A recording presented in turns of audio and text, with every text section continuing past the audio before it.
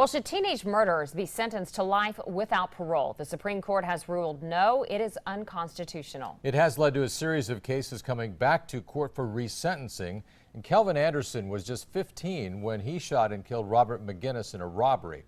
That crime was back in 1977. Today, our John Chapman was there as the teen killer was back in court, now a middle-aged man. On his way to court to be resentenced, Kelvin Anderson had hope after serving 38 years of a life sentence.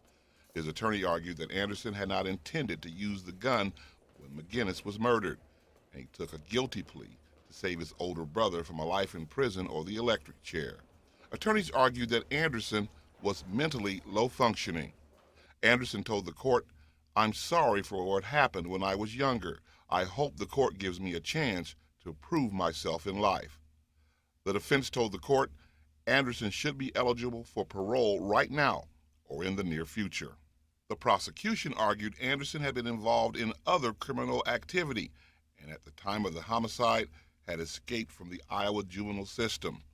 Prosecutors argued that Anderson knew they were going to commit a robbery and that he took the gun. Prosecutors recommended that Anderson be given a number of years that would make him eligible for parole but keep him in prison. District Court Judge Mark Ashford said this case was just a robbery and an assassination. He then sentenced Anderson to 82 to 100 years in prison. We're pleased that Judge Ashford considered the facts in the case and looked at the fact that he was the shooter.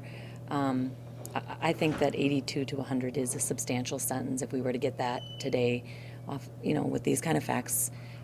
I think we're satisfied with that. Family members of the victim were not happy with today's resentencing. He should have left it as it stands. It was a murder, assassination, robbery. My brother was my best friend. We bowled together, went to a lot of bars together.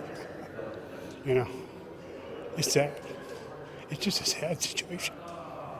Anderson is on his way back to prison, but the victim's family could go through these painful memories again in 3 years when Anderson is up for parole. With photographer Ryan Millsap, John Chapman, WOWT 6 News. Douglas County prosecutors say there are 4 more cases that will have to be resentenced as a result of the Supreme Court's decision.